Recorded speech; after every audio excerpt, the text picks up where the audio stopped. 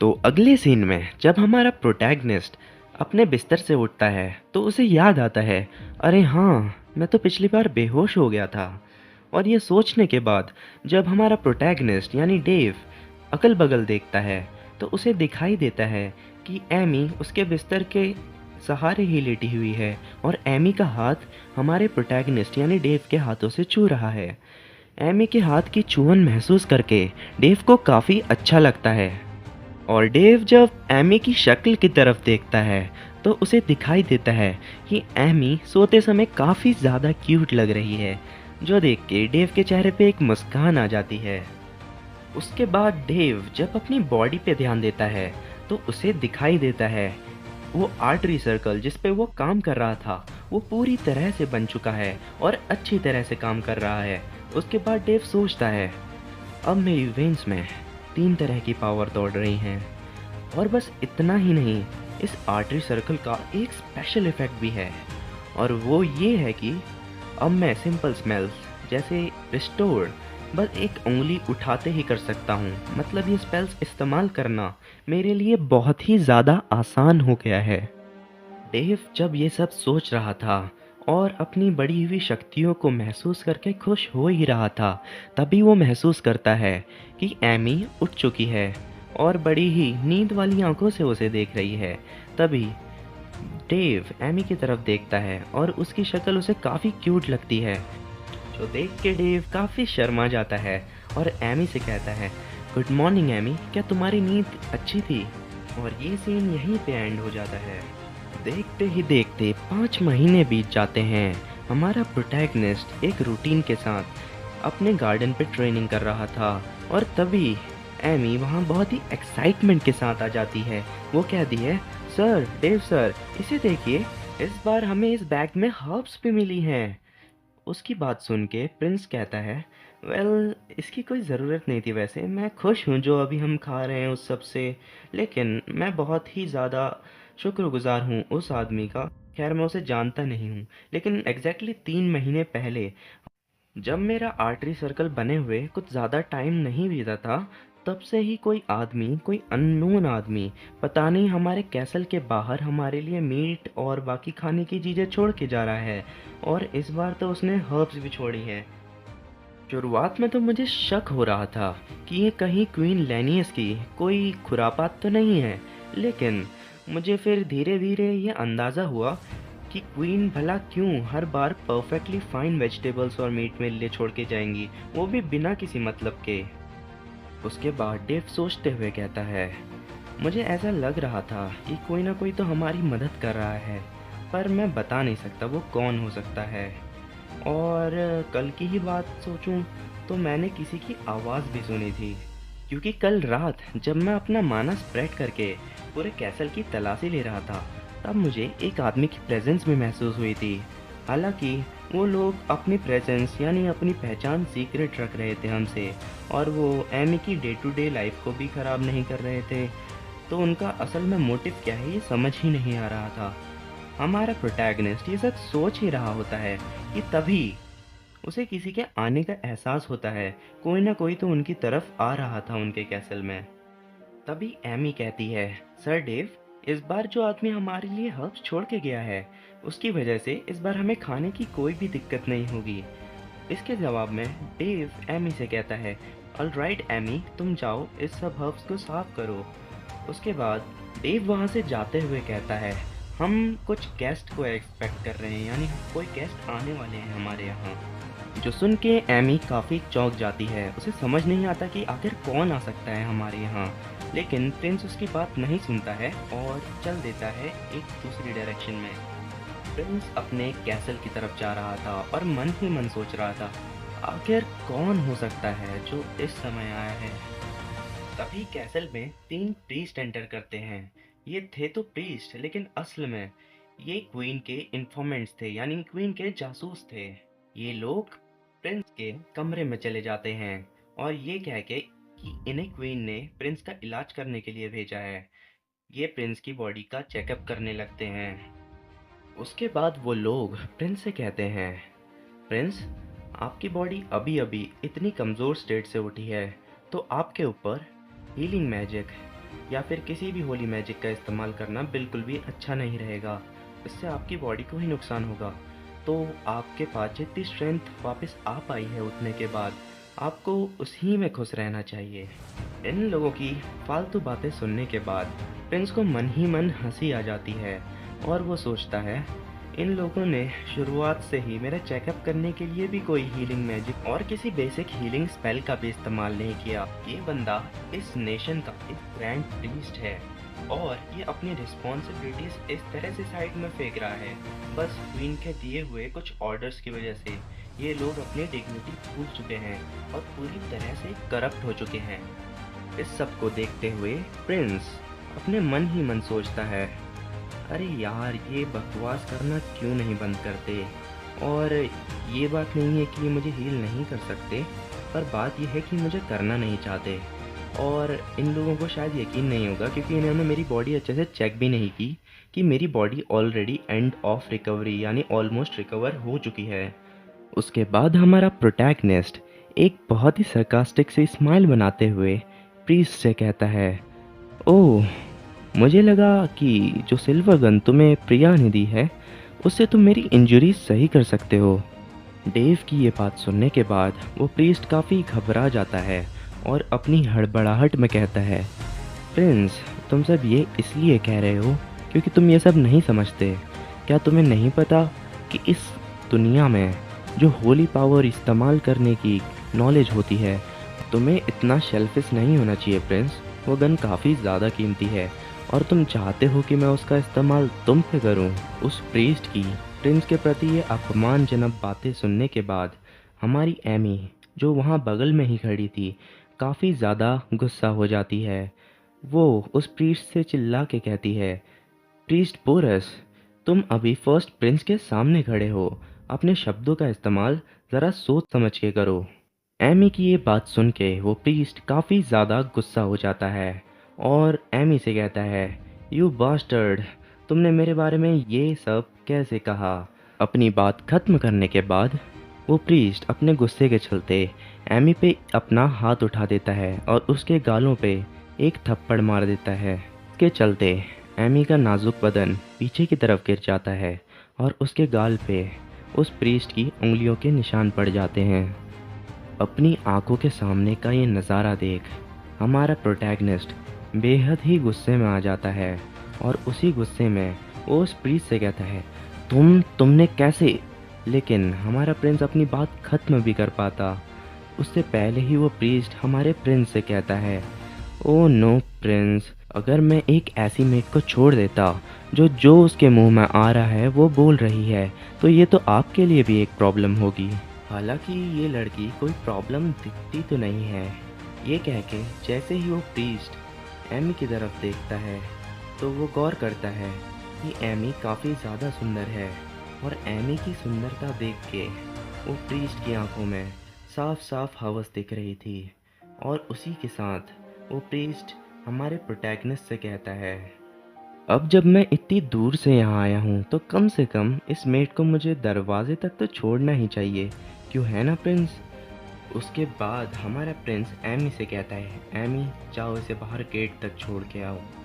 Amy भी अपना लटका हुआ मुंह लेकर हमारे प्रोटैगनिस्ट से कहती है, जी प्रिंस, मैं अभी इन्हें बाहर छोड़ के आती हूँ। जब वो प्रीस्ट और एमी दरवाजे से कुछ बाहर निकल आए थे और थोड़ी दूर पहुँच गए थे, तभी वो प्रीस्ट एमी को एक दीवार के सहारे अपने हाथों के बीच में कैद कर देता है और एमी से बोलता है, देखो, तुम्हें ये बात जान लेनी चाहिए कि प्रिंस की ज़िंदगी अभी मेरे हाथों में है, तो मैं चाहूँगा कि तुम आज रात मेरे दरवाजे पे खुद ब खुद आ जाओ और मुझे तुमसे कुछ ना कहना पड़े। तुम जानती हो नहीं तो इसका नतीजा क्या हो सकता है अगर तुम नहीं आई। एमी का फ़ायदा उठाने के इरादे के साथ वो प्रीस्ट एमी से ये सब कहता है। हालांकि वो मन ही मन सोच रहा था कि एक रॉयल मेट की इज़्ज़त का फ़ायदा उठाने की सज़ा बहुत ही बड़ी होती है, लेकिन ये तो सिर्फ एक बीमार प्रिंस है। इसकी मेट का अगर मैं फ़ायदा उठा भी लूँ तो इसके लिए इस नेशन के कोई ग्रैंड प्रीस्ट को तो परेशान नहीं करेगा ना। कहानी के अगले सीन में हमें दिखाई देता है कि प्रिंस यानी हमारा प्रोटैगनिस्ट अपने कमरे से एक तलवार के साथ बाहर निकल रहा था। वो मन ही मन सोचता है, मैं बहुत देर से अपना गुस्सा कंट्रोल कर रहा हूँ। वैसे तो लेडी डिफाइन यानी जिन्होंने मुझे होली मैजिक यूज़ करना सिखाया है, उन्होंने मुझे एक सलाह दी थी कि तुम्हें गुस्से पे काबू करना चाहिए ताकि तुम एक जानवर की तरह रेज पे ना आ जाओ। लेकिन मेरे थॉट्स इसमें थोड़े अलग हैं। रेज अच्छी भी होती है ज़िंदगी के लिए अगर वो एक गोल ओरिएंटेड हो और अच्छे काम के लिए की गई हो। ये सोचते सोचते प्रिंस उस प्रीस्ट की तरफ बढ़ रहा था और रास्ते में उसे उस प्रीस्ट के दो सर्वेंट्स भी मिले जो भी प्रीस्ट थे, लेकिन वो उसके अंडर काम करते थे। तो हमारा प्रिंस उस प्रीस्ट के सर्वेंट्स को रास्ते में ही मार देता है। उसके बाद हमारा प्रोटैगनिस्ट ठीक उस प्रीस्ट के पीछे जाके बैठ जाता है और ध्यान से देखता है कि कैसे वो प्रीस्ट एमी को छेड़ रहा था और उससे अपना काम निकलवाने की बात कह रहा था। वो प्रीस्ट एमी को कन्विंस करने में इतना खोया हुआ था कि उसने ध्यान ही नहीं दिया कि प्रिंस ठीक उसके पीछे आके बैठ गया है। तभी प्रिंस उसके पीछे से थोड़ी सी आवाज़ करता है और उसके बाद वो प्रीस्ट पीछे जाके देखता है तो काफ़ी ज़्यादा चौंक जाता है। वो कहता है, तुम में तमीज़ नाम की चीज़ नहीं है क्या? ऐसे ही किसी के पीछे आ जाते हो। प्रीस्ट अपनी बात पूरी भी नहीं कर पाता कि हमारा प्रिंस अपनी तलवार का सहारे लेके उस प्रीस्ट को पीछे ज़मीन पे गिरा देता है। उस प्रीस्ट के गाल पे एक कट सा आ जाता है और वो प्रीस्ट काफ़ी घबरा जाता है और उसी घबराहट के साथ वो प्रिंस से कहता है, तुम ये सब नहीं कर सकते। तुम जानते हो ना मैं इस नेशन का ग्रैंड प्रीस्ट हूँ और तुम मुझे ऐसे नहीं मार सकते। और वो प्रीस्ट अपनी बात पूरी भी नहीं कर पाया था कि हमारा प्रिंस उससे कहता है, देखो बेकार आदमी, मुझे शुरुआत से ही तुम्हारे मैजिक की कोई ज़रूरत नहीं थी। वो तो बस मैं देख रहा था कि तुम क्या करते हो, इसीलिए तुम एक लोअर पोजीशन से अपर पोजीशन पे नहीं बढ़ पा रहे हो। तुम्हें कम से कम अपने दिमाग का थोड़ा तो इस्तेमाल करना ही चाहिए ना। तुम कम से कम ये देख सकते थे कि मेरी बॉडी कंडीशन कैसी है अपना चेकअप वाला मैजिक यूज़ करके, लेकिन तुमने ये करने की भी जहमत नहीं उठाई। तुम सोचते रहे कि मैं तो एक कमज़ोर फ्रेंड्स हूँ और तुमने मेरे खिलाफ जाने की कोशिश की। उसके बाद हमारा प्रोटैगनिस्ट एमी की तरफ देख के उससे पूछता है, एमी, एक रॉयल्टी के खिलाफ बगावत करने की सज़ा क्या होती है? एमी इससे चौंक जाती है और बोलती है, प्रिंस। लेकिन प्रिंस उसकी बात बीच में ही काटते हुए बोलता है, एमी, मैंने तुम्हें कितनी बार कहा है कि मुझे मेरी बातें रिपीट करने पे मजबूर मत किया करो। तो प्रिंस की बात सुन के एमी घबराते हुए कहती है, प्रिंस, वो सज़ा है इमीडिएट एग्जीक्यूशन, यानी उसे तुरंत ही। एमी अपनी बात पूरी भी कर पाती कि प्रिंस अपनी तलवार लेके उस प्रीस्ट का गला काट देता है और वो प्रीस्ट मरते मरते बोलता है, क्वीन तुम्हें नहीं छोड़ेगी। लेकिन प्रिंस उसकी बात पूरी भी नहीं होने देता और अपनी दूसरी स्ट्राइक से उसके सर को उसकी बॉडी से अलग कर देता है। तुम्हारे साथ जो और भी मेरे खिलाफ बोलने की कोशिश करेगा वो सब भी इस दुनिया से चले जाएंगे। तो कहानी के अगले सीन में हमें दिखाई देता है कि क्वीन लेनियस हमारे प्रोटैगनिस्ट को डांट रही होती है कि उसने होली लैंड के प्रीस्ट को क्यों मारा। और इसी के बीच में क्वीन लेनियस हमारे प्रोटैगनिस्ट के ऊपर हाथ भी उठा देती है और कहती है, तुम ज़रूर पागल हो गए होगे कि तुमने होली लैंड के एक डिसेपल को मार दिया है। इसके जवाब में हमारा प्रोटैगनिस्ट कहता है, होली लैंड का एक डिसेपल मेरी लाइफ को खतरे में डाल रहा था और मैंने उसे जो कानून है उसी के हिसाब से सज़ा दी। डेव की ये बात सुन के क्वीन लेनियस बहुत ही ज़्यादा गुस्सा हो जाती है और इसी गुस्से में वो हमारे प्रिंस से कहती है, तुम बेवकूफ़ लड़के, क्या तुम्हें यह सब मजाक लग रहा है कि तुम किसी को भी मार सकते हो? भले ही लॉस के ही सही, पर तुम सज़ा देने वाले थोड़ी हो। और ये कहते हुए क्वीन लेनियस अपने हाथ का हैंड फैन लिए हमारे प्रिंस पे हमला करने के लिए आगे बढ़ती है। लेकिन तभी हमारा प्रोटैगनिस्ट क्वीन से कहता है, इतना सब कुछ हो गया है लेकिन अभी तक हमारे किंग यहाँ नहीं आए हैं। लेकिन मेरे लिए एक आदमी जो रॉयल्टी के खिलाफ बगावत करता है तो उसका खात्मा करना बहुत ही ज़रूरी है, उसे सज़ा ज़रूर मिलनी चाहिए। और ये बात तो कोई सेंस बनाती ही नहीं है कि एक लो रैंकिंग डिसेबल किसी रॉयल्टी से ज़्यादा स्टेटस का हो।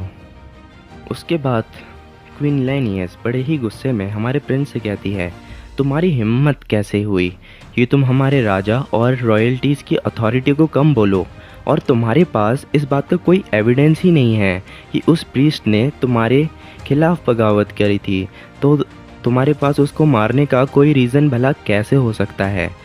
एक कंप्लेंट ज़रूर आएगी तुम्हारे इन कामों की वजह से होली लैंड की तरफ से।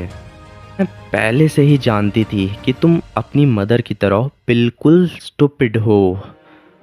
उसके बाद हमारा प्रिंस क्वीन की बात सुन के कहता है, ऑफ कोर्स मैं अपनी मदर की तरह हूँ, लेकिन आपके पास ऐसा हक थोड़ी है कि आप किसी के पेरेंट्स के बारे में उल्टा सीधा कहो, वो भी उन्हीं के सामने। ये बोलने के साथ ही हमारा प्रिंस अपनी तलवार उठा लेता है और क्वीन लैनियस की तरफ कुछ स्ट्राइक्स मारता है, लेकिन वो उन्हें हार्म नहीं करता है, बस उन्हें डराने के लिए वो कुछ स्ट्राइक्स मारता है। और उन स्ट्राइक्स के चलते हमारी क्वीन लैनियस डर के मारे पीछे गिर जाती है और उसके गार्ड्स उसके लिए सामने आ जाते हैं और अपने हथियार प्रिंस की तरफ तान देते हैं। उसके बाद क्वीन हमारे प्रोटैगनिस्ट से कहती है, क्या तुम जानते हो एक रॉयल्टी का दूसरे रॉयल्टी पे हमला करना भी एक जानलेवा क्राइम है। तो हमारा प्रोटैगनिस्ट इसके जवाब में कहता है, हाँ मैं जानता हूँ कि ये एक क्राइम है, भले ही तुम रॉयल ही क्यों ना हो। अगर तुम एक दूसरे रॉयल को मारने की कोशिश करते हो तो तुम्हें भी मौत की सज़ा ही होगी।